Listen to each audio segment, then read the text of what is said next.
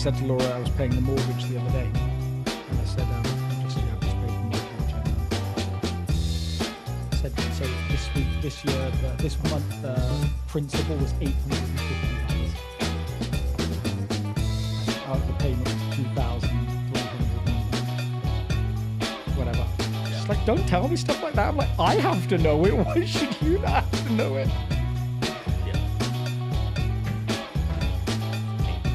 There it is, isn't it? Yeah. All right. We're doing good. If we're online.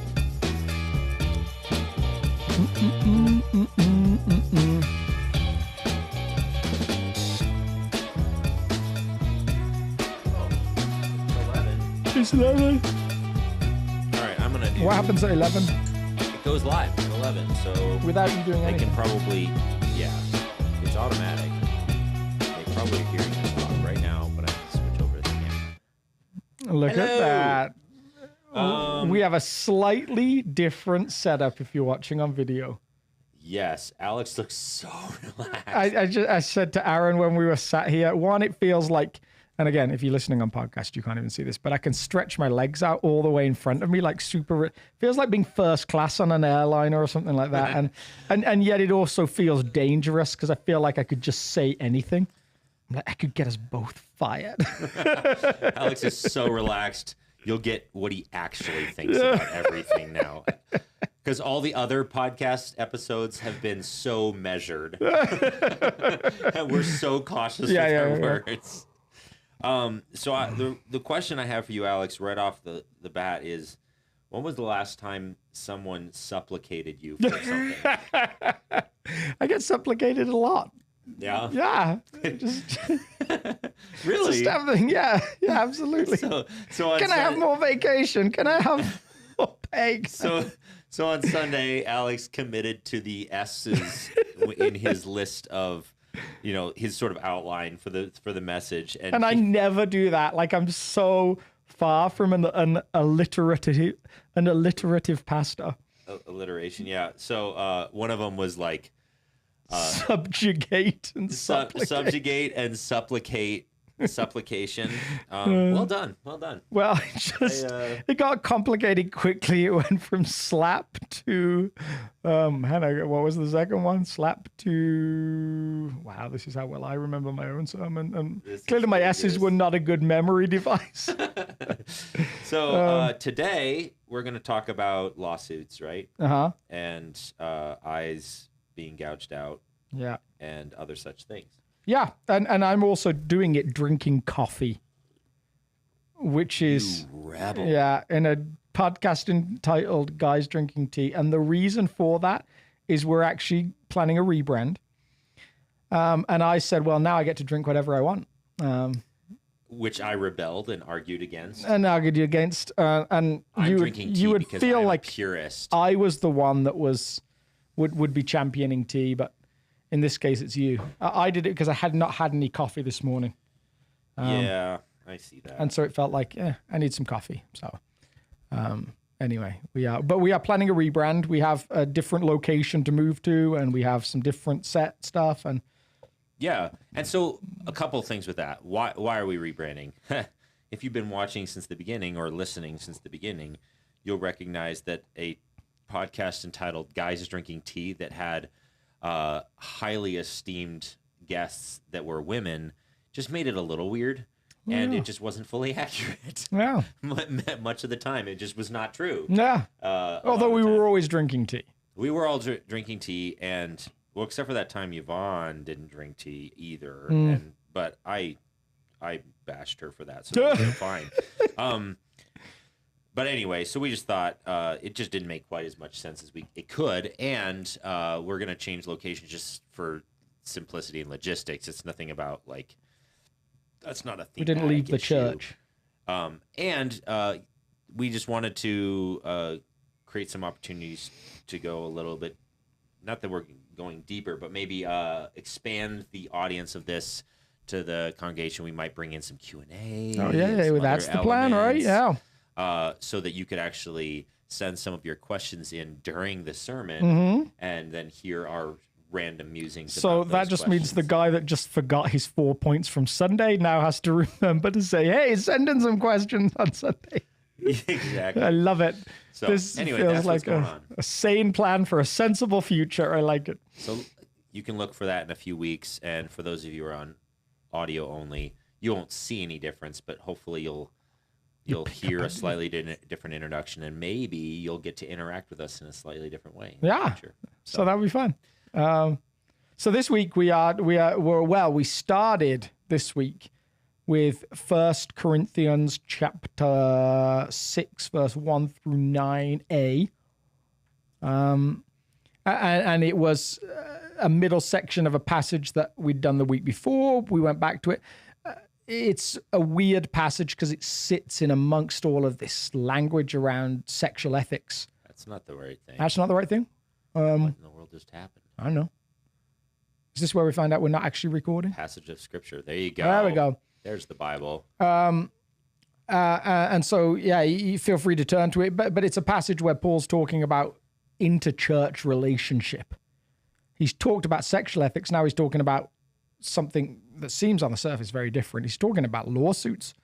And Corinth was this city, big city, apparently a propensity in the residents to sue each other for all sorts of manner of things, which we have today.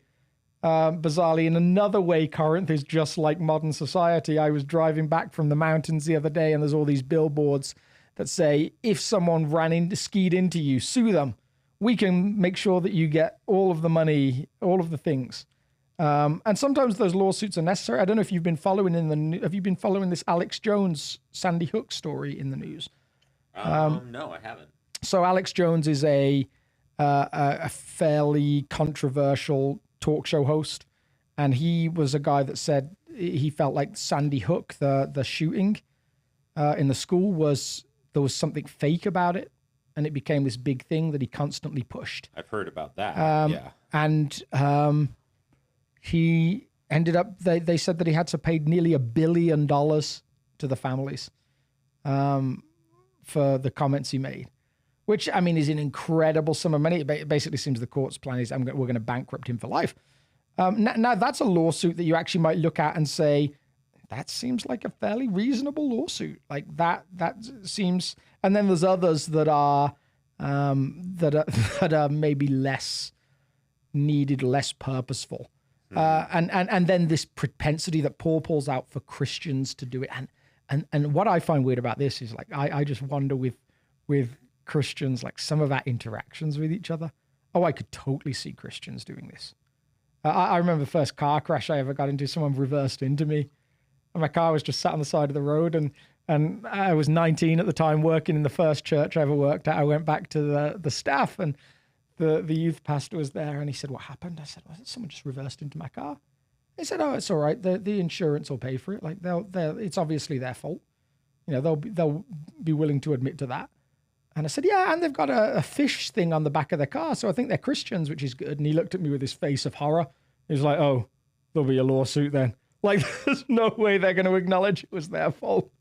And it just spoke to some of his history working with Christians for years. Yeah, in a way that made me chuckle. Isn't that weird? So, it may be slightly in the same vein.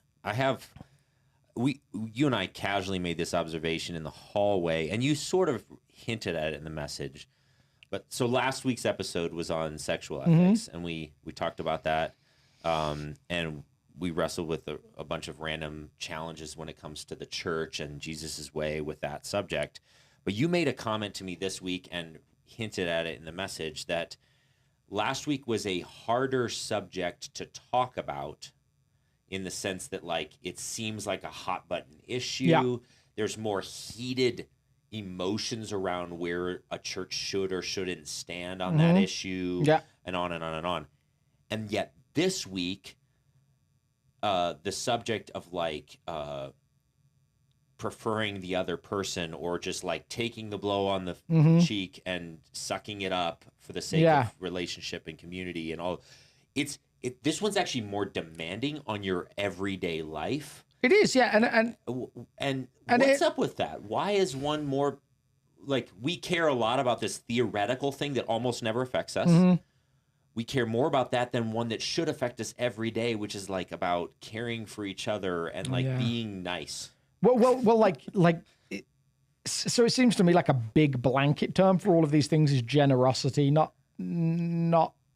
like, macro level generosity is not something I find lots of Christians to be good at. And I would say myself included at times. Is it because they're Christian? What's up with that? So I have this distinct memory of having two groups of friends when I was about 20. A group of friends I worked with, and a group of friends I went to church with.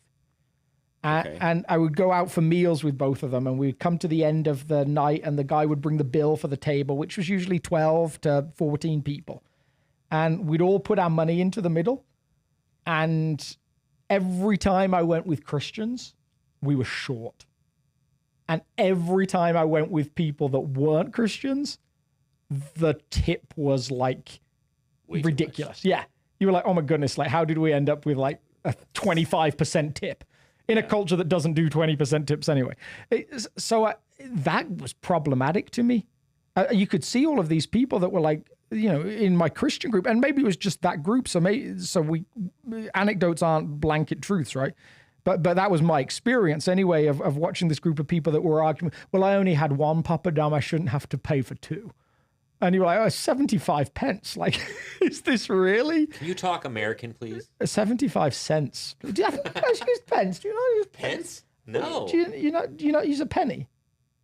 Pence? Is a penny? What's a penny? Cents? No, but a penny is, do you have a penny here? Yes, we do. So but we don't call it pence is a plural of penny. So 75 pennies. Okay, now we're on the same page. That's my life. How long have you lived in America? 10 years. Yeah. 10 years and I don't get you. I barely have you beat. Yeah, that's true. I forgot that. You do so much better acclimatizing. So it was problematic to me that I would see this discrepancy. Totally. Now, it obviously wasn't me that was the discrepancy, fortunately. Okay, because, so conclusion. Yeah. So the way of Jesus makes worse people. The gospel or Christians are worse people than non-Christians. I would. Is that the conclusion? No, I think my conclusion would be that following Jesus is a challenge, and we tend to focus on certain ethics of Jesus, and the risk is we miss certain others. So I would say to take those two groups. I had one group that was really careless with their sex life and really careful with their generosity, and another group that was really careful with their sex life and really careless with their generosity, which is fascinating. Like that, there was no other ethic for this other group particularly to fall back on other than like we're generous people. Like they took pride, I think, in being generous people.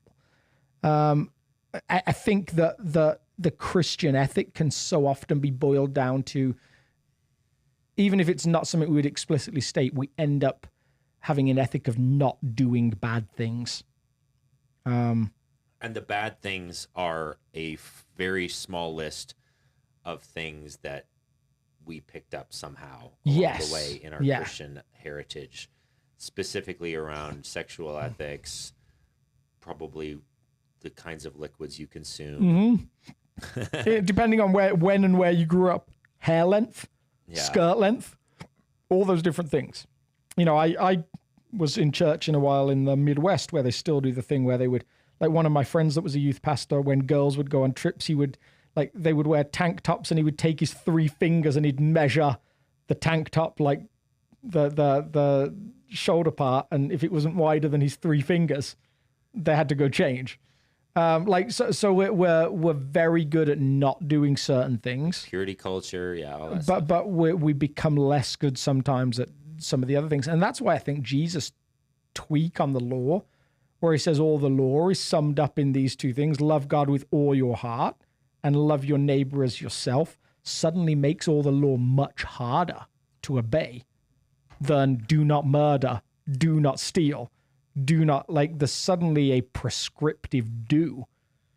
Yes, I totally agree. I think that so can we, like, in the course of this conversation, can we like wiggle our way into what is going on there? What is it about a lot of Christian experiences that cause people to be so hyper focused on very isolated moral things, but meanwhile their character, like if you ask other people, oh yeah, that person's a jerk, but they're like Super religious. Yeah. And it is, where's the risk there? Is I still feel like it's scarily close to home. Yeah. To feel comfortable with, but what's going up with that, and how do we prevent us from being the kind of community that is inclined towards that? And I think for me, there's a couple of things that come to mind. I don't know what you think about this, but one, how to phrase this.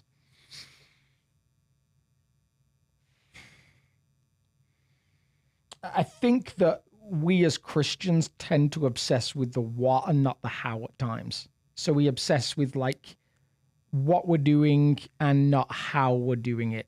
When we interact with people, we obsess with what we're saying and not how we're saying it. And how that extends into this conversation for me is that we tend to feel somewhere we're called to defend our religion and defend our beliefs in the world around us. And so we're going to try and do that in a way that's accurate. And yet we forget that you can lose people in a conversation just by how you say things.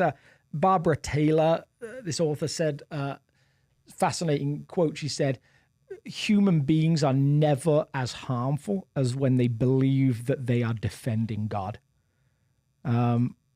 Wow. Which is a fascinating, and I'm maybe not getting it quite verbatim, but that's like the force of it. Like there's something about believing you are defending the divine that can turn you into someone who's not a healthy person. Yeah.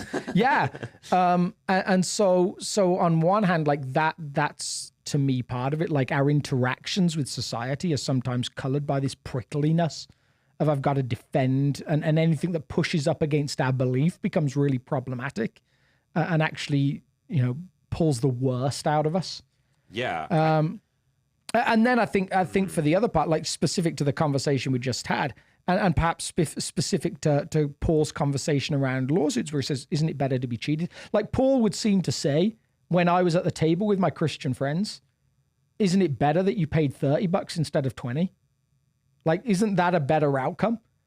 And for whatever reason, like honesty, fairness, all of these other good qualities dominate at that table. No, I didn't eat 2 poppadoms for 75 cents.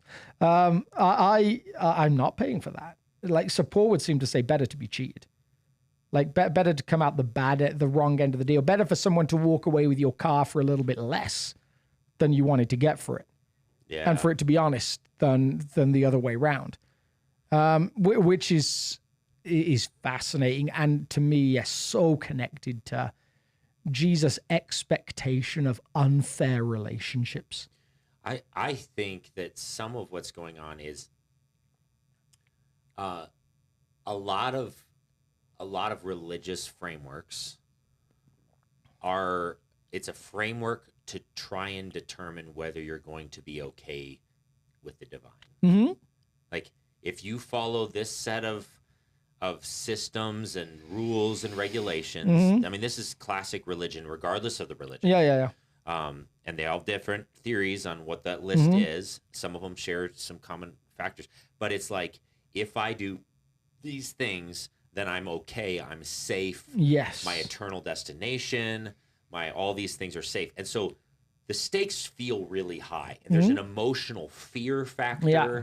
So if I get the list wrong and I get the actions wrong, then my eternal state and my well-being, my safety. So it almost triggers a fight or flight response in the protectiveness of our belief systems.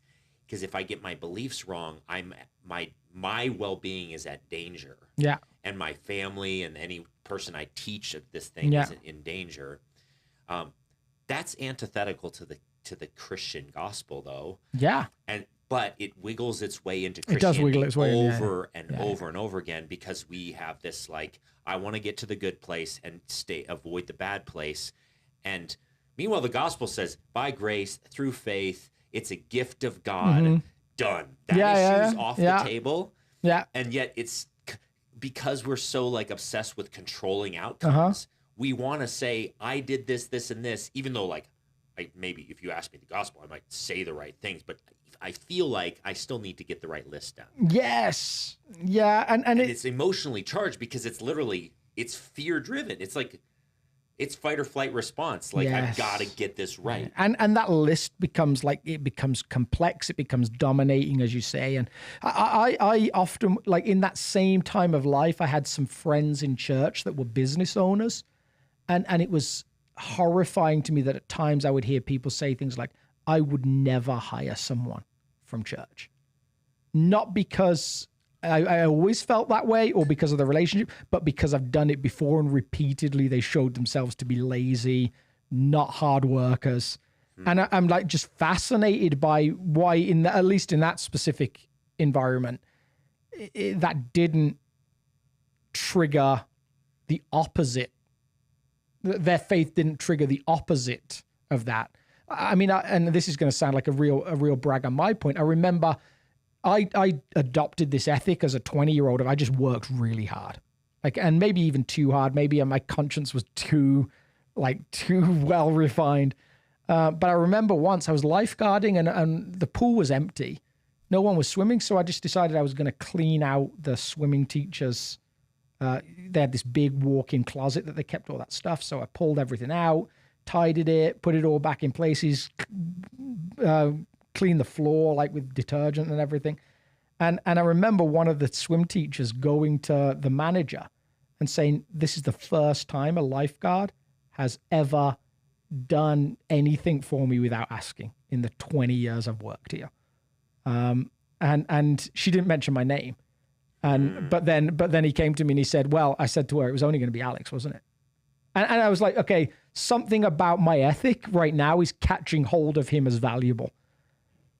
Now I have to leave him to put two and two together and see that Jesus is the driving force of that ethic. Jesus is the driving force in how I treat people.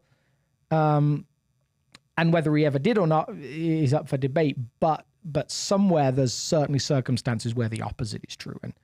And it's just fascinating to me how this works. Totally. In Paul's mind in this passage,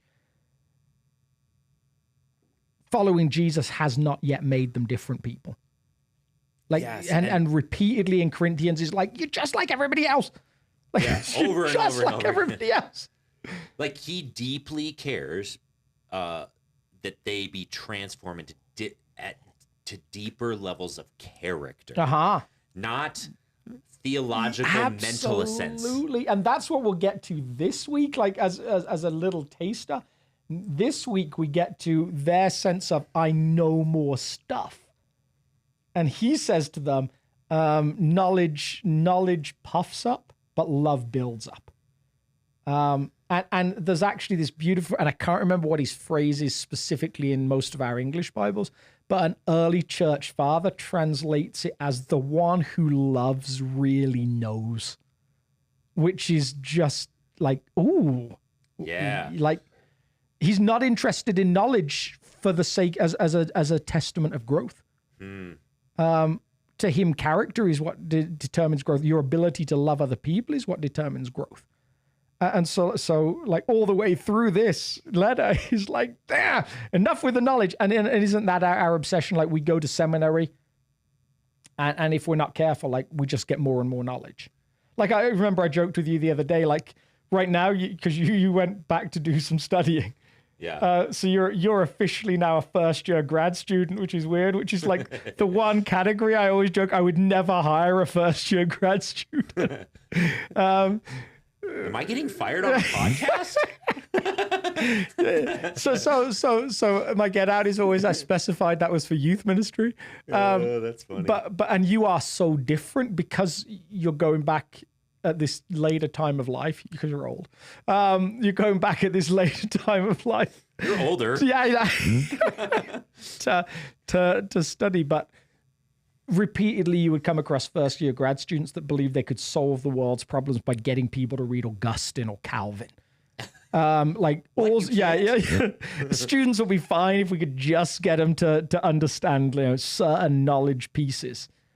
And over and over again, you're like, no, that's just not the heartbeat of the New Testament. So a couple observations right off the bat. One of the unique parts about, so we've just made a sort of horrible case for Christianity. So like there's this book called what I did is I said I was awesome, which is even worse. So Christians are the worst. Except for me. You should not do that unless you're Alex, and then you're awesome. See, I told you this new chair system was a bad idea. I actually have a similar story, but I'm not going to share it because now we've outed it as a bad idea. But one of the unique factors about Christianity is here we are, both professing Christians who not only professing Christians, like we've given our life to the vocation of shepherding a congregation in the Christian faith, trying to teach people Christianity and the way of Jesus, all this stuff. From within, we're critiquing it really hard. That's a unique element of a kingdom kind of and a Jesus-y kind of thing. The fact that Christians can, without fear and trepidation, critique from within. It's also a unique element about the scriptures that we profess to follow. The scriptures are constantly self-critiquing. Yes. In scary, terrifying ways. Yeah, if you are uncomfortable with scripture that can get uncomfortable, then prepare to be uncomfortable. Like the scriptures are constantly saying things you're like, oh goodness, I can't believe they said that, or saying something and then almost unsaying it. Yeah. Or correcting it slightly in some ways. And Jesus was the number one proponent of this, of that.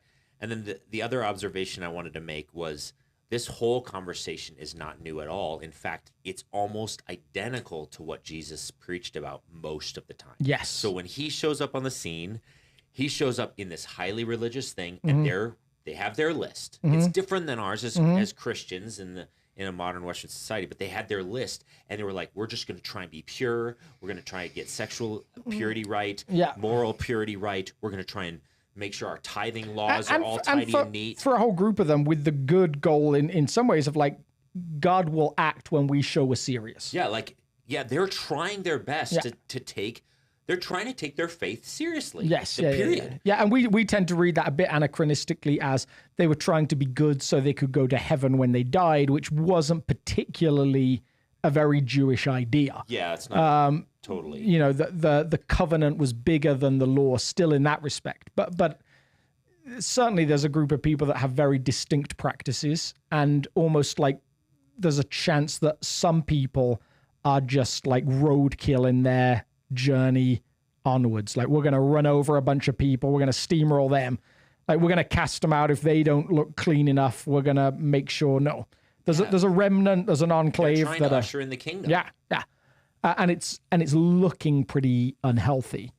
Yeah. Even if it had a reasonable goal to begin with. Yeah. It's like... I mean, there'd be a fascinating history lesson that we could offer you on, like, the Maccabean revolt and, like, this pursuit of purity and clarity, and let's actually try and obey God and the law. So there's a lot of good things that started there, but I just want to point out, like, when Jesus shows up on the scene, who is the only group of people that he's constantly egging on? The religious ones. It's the religious people. Yes. Yeah, it's interesting that outside of religious leaders, Jesus never criticizes anyone for not being spiritual enough. Which is fascinating. Like, now he leads them deeper into spirituality. He leads them into genuine transformation. But he doesn't go around saying, no, you need to be more spiritual. It's fascinating. And Jesus has this ability to say, like, when he's asked, because, like, again, we've talked about this a couple times on this podcast. It's no wonder they killed him, right? Absolutely. But over and over and over again, they're like, you're trying to abolish the law. He's like, no, I think it's good. And yet, you guys are missing the point. Character transformation internally to becoming a better human being is the point of the law. And so specifically what we talked about this week was Paul's ethic of, wouldn't it be better to be cheated? for me, the most logical place, and others might disagree. You might have another ethic of Jesus that you think seems to drive that. But for me, the ethic that seems to drive it is Jesus' comment, you have heard it said an eye for an eye, but I tell you, do not resist the evil person. Now, this is the tension Aaron's been getting at. Like, who said an eye for an eye? It's the Bible. The Bible said an eye for an eye. Specifically in their commandments, they're told. Jesus contradicts the Bible. That's the challenge, right? So Jesus is so comfortable with saying, you were told this for a period. I'm bringing you something new. So this is the beauty of God's revelation, it seems, within the Bible. Like, it's the same with this conversation that I think we got into a few weeks ago around divorce. When he says, I told you, I think we talked about it in the sexuality week, where he says, for a season, Moses gave you this for your hard hearts, but now I'm leading you into something closer. So the graciousness that Jesus is about to bring us is a better picture of what God is like. And there's this guy that I love who says something like this. He says, God looks like Jesus. He has always looked like Jesus. He will never not look like Jesus. Like the character, the focus on love that you see in Jesus, the grace that you see from Jesus, God has always been like that. It's not that he wasn't like that in the Old Testament and has now miraculously become like that. Yeah. It's not that in the Old Testament he was always angry and now he's not. That's some of our understanding of it. It's like this is a slow revelation of, no, this is what God looks like. And there's some pithy ways of saying that. You said you have a friend that said that, but there's the scriptures actually teach that pretty explicitly. Yeah. John chapter 1, Hebrews chapter 1.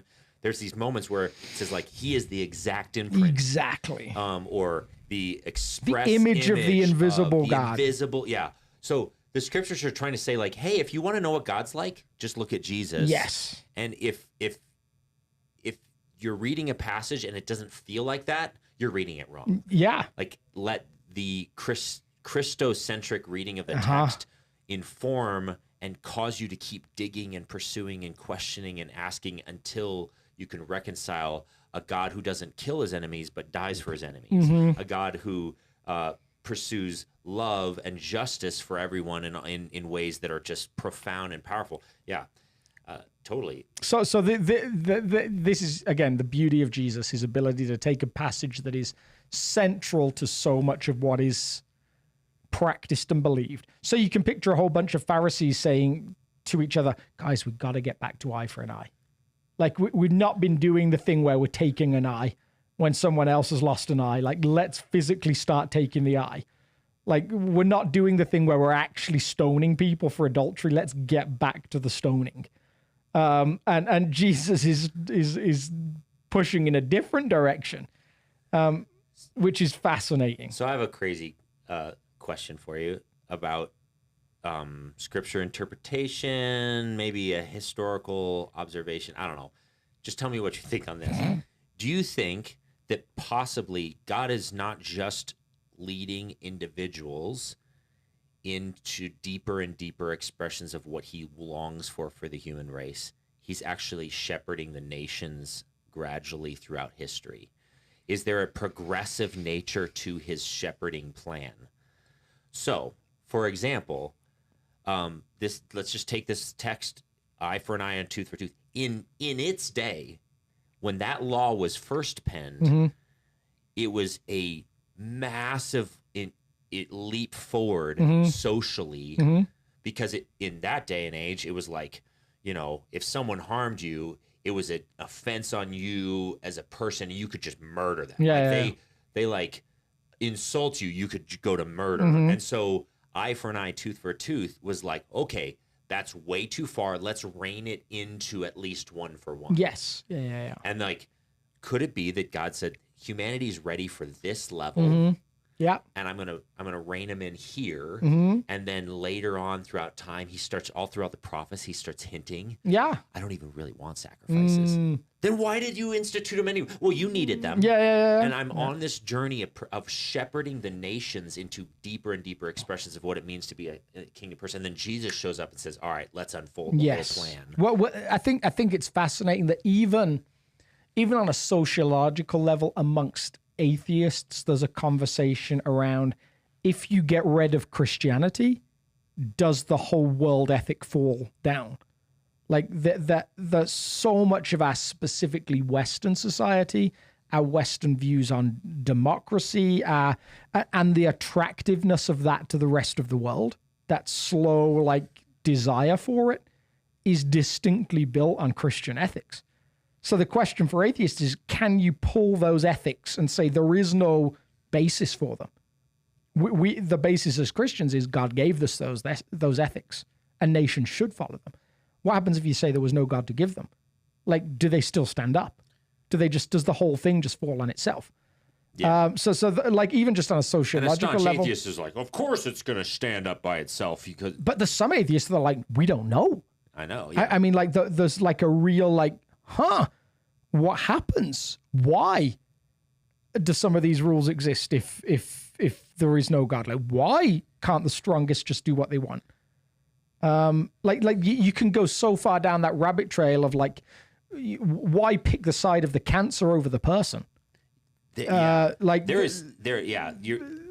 a massive problem when it comes to a purely materialistic observation of the world. Like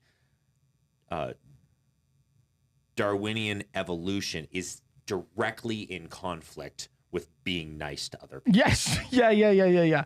I am going to get further if I trample people along the way. It's survival of the fittest. Yeah. Like if you're strongest, you're supposed to kill, destroy, and make your space safer. Yeah. So in that case, put down turn off the podcast, go work out, go make yourself stronger.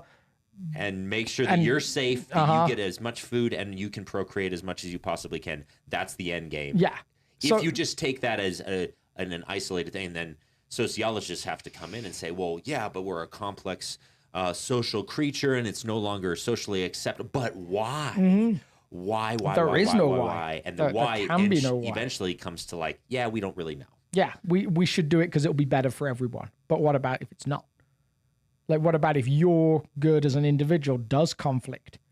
Well, suddenly you don't matter anymore.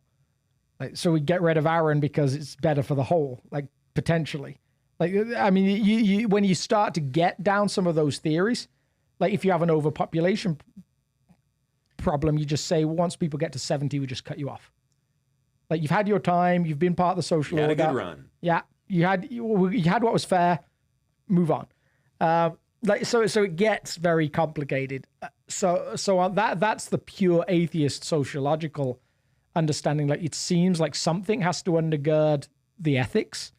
Otherwise, you can get into problems. And in fairness, all those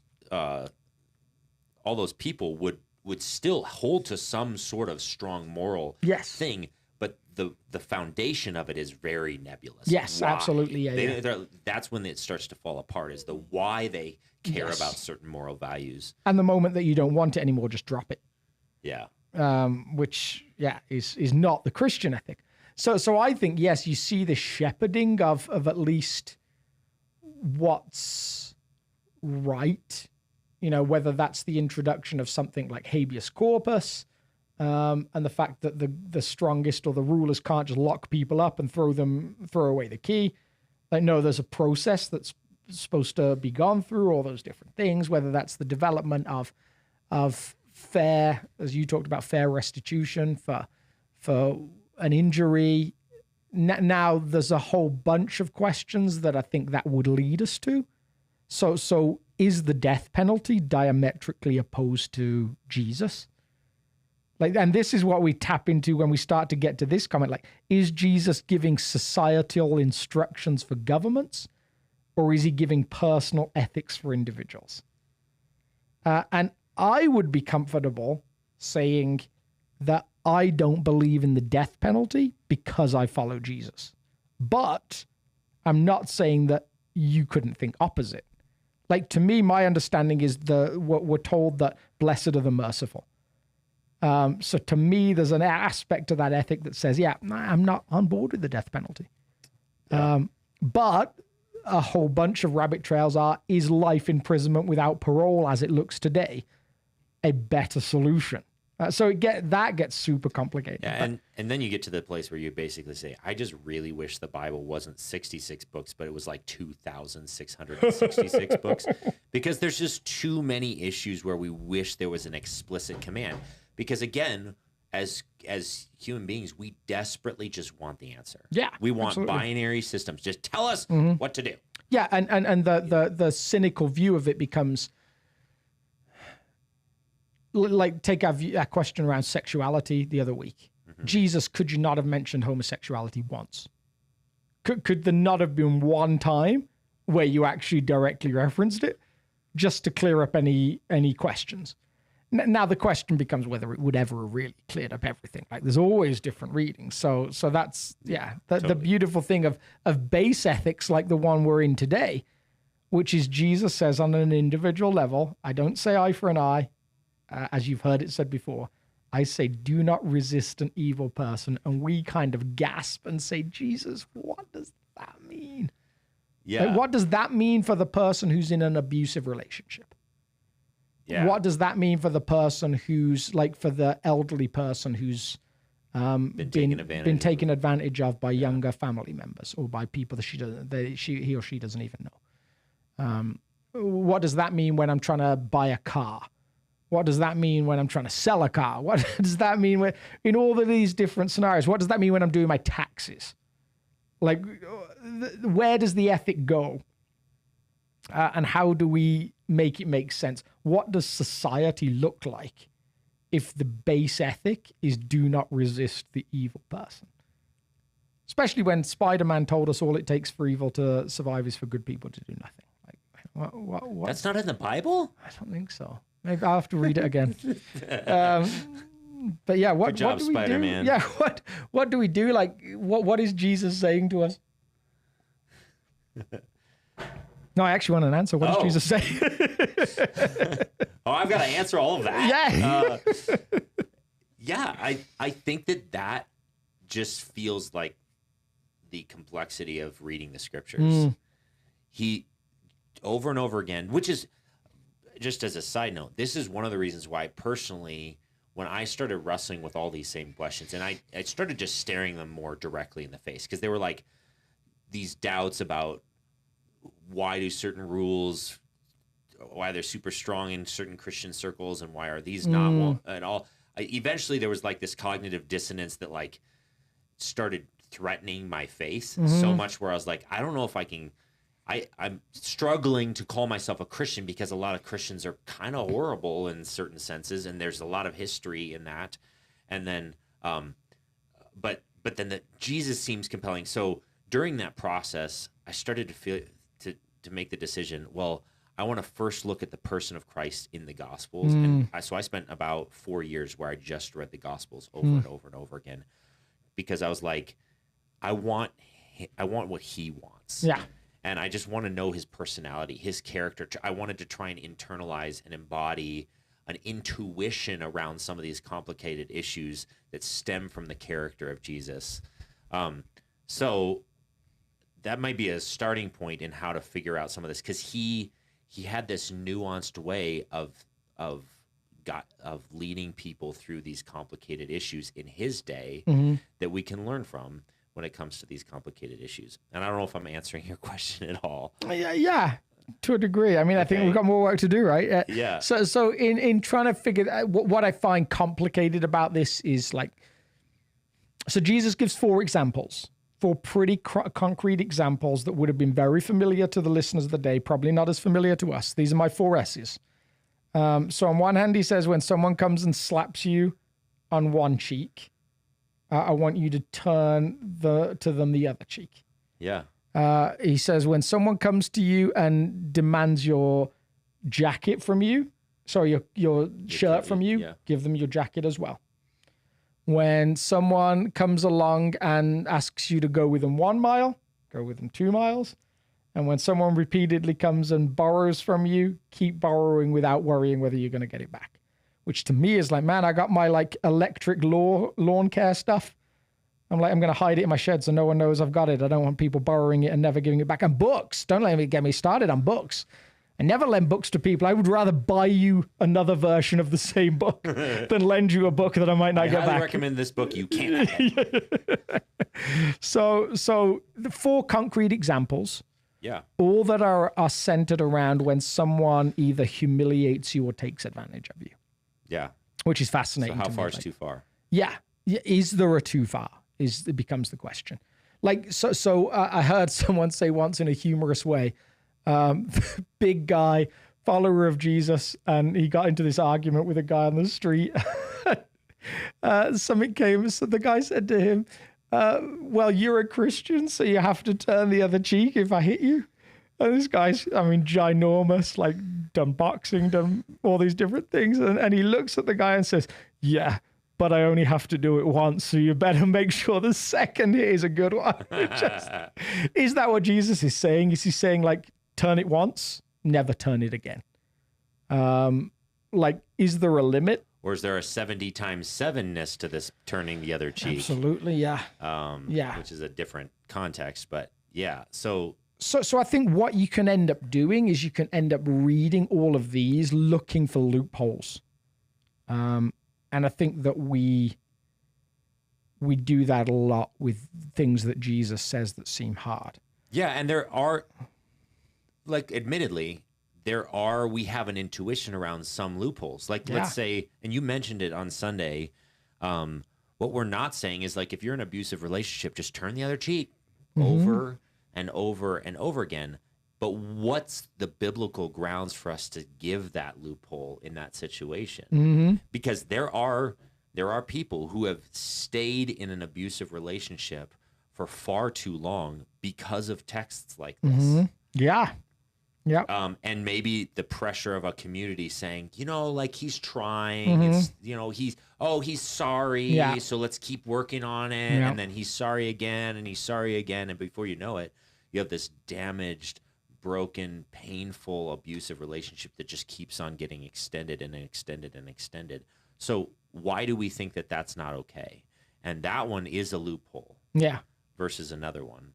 Yeah, and I think it's because we see places in the scriptures where Jesus, and by extension, Father, Son, and Spirit do care for the individual who is in a situation that is difficult, and yet at the same time, like I think about texts like Hagar in the Old Testament, where God says, "Go back to the relationship, go back to Sarah and Abraham, who have not treated you well."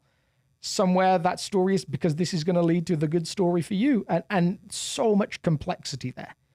So I think that's why I feel like in those situations specifically, like having conversations with wise people around it is always an important thing. So I don't want to take away the possibility that God could ask someone to stay. But I also don't want to take away the possibility that someone could feel like they should stay when they should leave. And I think that's it's just way too gray for people to be comfortable with. Isn't it just? And that's the challenge. I think it is great. And that's the challenge of ethics in general. I heard a guy, I think I used this in a sermon maybe a year ago or so. I heard an interview with an Anabaptist guy. And he was in his 70s. He was in Vietnam. In his 70s at the time he was interviewed, so probably now, and it's probably 15 years ago, probably now, getting close to his 90s if he's still alive. And he was a conscientious objector because he said, I read this passage and I understood it to mean that when Jesus, I took away when Jesus said, turn the other cheek, he meant it. So I took away that Jesus was a pacifist. It was his takeaway.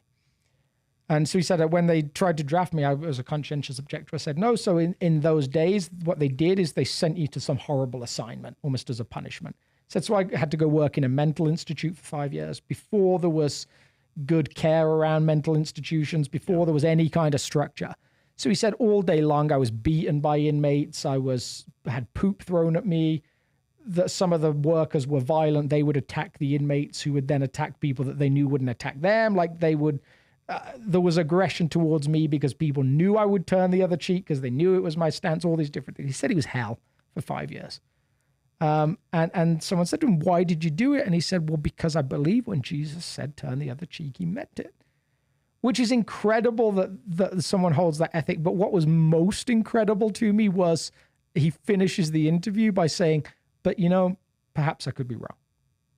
And I was like, what the heck? Like, not only you want him to stand up for it and say it was totally worth it. To hold an ethic that strongly and say perhaps, like, that's just nuts. Like, that's so rare. That's what we tapped into earlier. Like, when you feel like you're defending God, you tend to become very, like, at times the worst version of humanity. Yeah. This is a guy that's defending the ethic of Jesus or arguing for the ethic of Jesus. And he's like, and perhaps I could be wrong. Like, usually people don't do stuff like that for 5 years because they think they could be wrong. They do it because they're certain that they're right.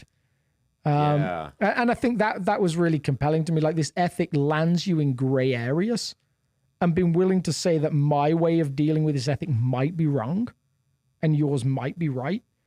For someone who's in a relationship where it feels like I'm not being treated right in this, and saying, I feel like Jesus is asking me to stay. We have to have good conversations, but somewhere we have to have the humility to say, I might not know.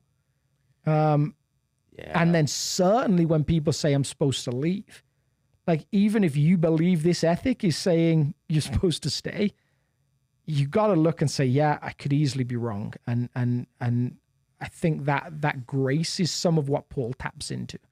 And I think the, and let me just finish by saying, like, for whatever reason, and I don't know what my ethic is, if someone comes to me and says, I'm in an abusive relationship, especially a physically abusive relationship, what should I do? I'm always going to say you need to put yourself in a place where you're safe. And I don't know why necessarily based on this passage, but that's what I always say. Yeah. And perhaps I could be wrong, but that's what I always say. Yeah. I think that it seems to be that the way of Jesus, over and over and over again, the ethics of Jesus, the teachings of Jesus, the picture that Jesus paints of the kingdom of God is cognitively difficult to retain in the mind in the context of a broken world. And it's just difficult.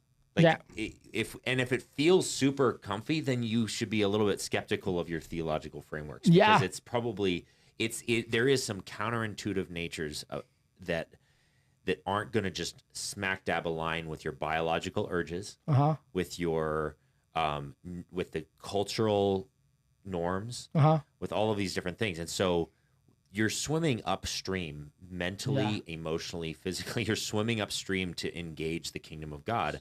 And that's so what's the advice that we can offer people? So I think what we can say concretely is to take those specifically difficult examples we just talked about. A response that you feel called to make might be to stay. A response you might feel called to make might be to remove yourself and to leave. But according to this ethic of Jesus, a good response is never to hit back. Like, that feels like when someone verbally abuses you, a response might be to remove yourself and to leave. A response might be to stay and take it, but a good response is never to attack back. Like, it just seems like that's the core ethic. Like, just like the revenge cycle just never works. Yeah, and this is one of the reasons why I think Jesus consistently raises the banner of the greatest commandment, which is to love the Lord your God with all your heart, soul, mind, and strength, and love your neighbor as yourself. And he, according to Jesus, that sums up the entire law. Yeah. Like, if you do these things, you win. Like, so now we wish that would then say subsection C, in this scenario, this is the definition of what love is. But let's just use this example of physical abuse. It may be unloving to stay. Yeah, absolutely. Because you're perpetuating a cycle of destruction and pain and sorrow for the abuser just as much as to yourself. Yeah. It may be unloving to leave. Yeah. And so, but it's a very difficult framework because it may have a different answer to the same outwardly appearing situation. But the command of Jesus would be, let's talk about this. Let's prayer, conversation with wise people, the scriptures. These are the things that God says, and we're going to lean into trying to figure out how to love the Lord your God with all your heart, soul, mind, and strength, and how to love your neighbor as yourself. And I think one of the things I just want to make sure that like we can acknowledge and say is quite often the ethics of Jesus have been wrestled with by white men who very rarely feel like they're in a place of vulnerability. Yes. Like my level of nervousness around some of the things that Jesus talks about is pretty minor. Because if I take his specifics, I have resources that people can borrow. Are they endless? No, but no one's are. I have more than one jacket. And if someone asks me for it, I can give it. I'm able to walk a couple of miles without it being a problem. And I'm physically strong enough that if someone slaps me on one cheek, I can let them slap me on the other cheek. Like my vulnerability is pretty low. And so I think that's part of the hard thing. Like that's part of why I think the church has done a good job of embracing other voices in this conversation rather than the traditional voices and saying, what's a woman's reading of Turn the Other Cheek? How does that resonate? How does that feel? What did it mean for what did slavery? And I actually was ambivalent about using the word subjugation on Sunday, even as a joke, but I was like, this gets closest to what the text says. Yeah. But like this was an invading force that was forcing people that they had put into involuntary servitude to go a mile with them, and Jesus says go a second one.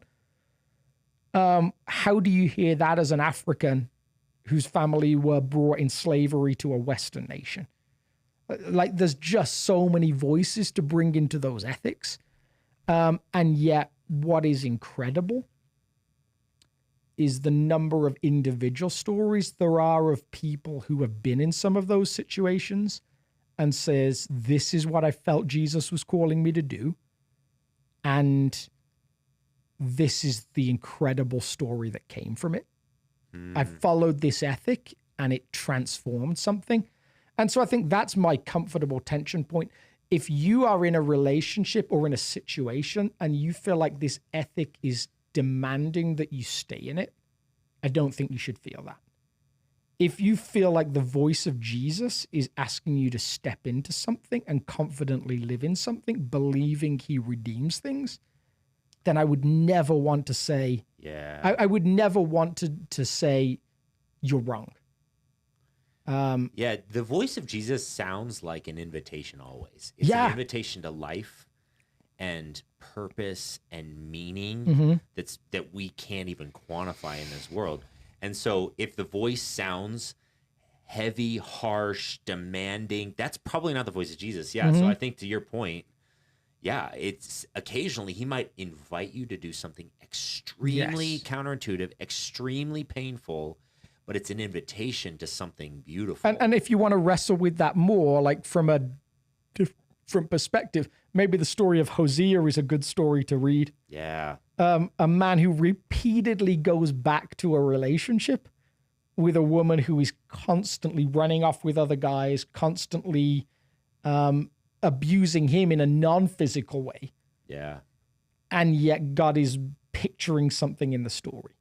Wow. So there's a beautiful grayness to Jesus' ethics, a complication to Jesus' ethics, which is incredible. But I think and I said this before we started, like to me, the significant point of this ethic is Jesus teaches it and he models it. All the way to the point of death. All the way to the point of death. And so that suggests to me as his followers, we're not called just to teach it, we're called to model it. So next time you're in a restaurant, make sure there's a tip left. No, I don't know what the every takeaway is, but practically there's a... Yeah, in Colossians, Paul says, I'm actually filling up what's lacking in Christ's sufferings. Yeah. And the only thing he can mean by that is that Jesus isn't physically present right now to show you what it's like to suffer for the sake of love, so I'm going to do it for him. And I want to show you what it's like to love so much that I'm willing to suffer for it. And that's the task that Jesus has offered his church, to show the world what love is like, a love that's so great you can suffer. I feel like that's like a key text for so many pastors that I know. Wow. Well, there we go. We're an hour. We are. We got to close off before it hits 12 o'clock. That's right. Right. Love you guys. Great to be with you again. Like, subscribe, especially on Apple. Apparently, I've been told by someone that I was listening to the other day that like Apple special for some reason. Yeah, Apple special. Yeah. All right. Thanks a lot. See you later. Bye.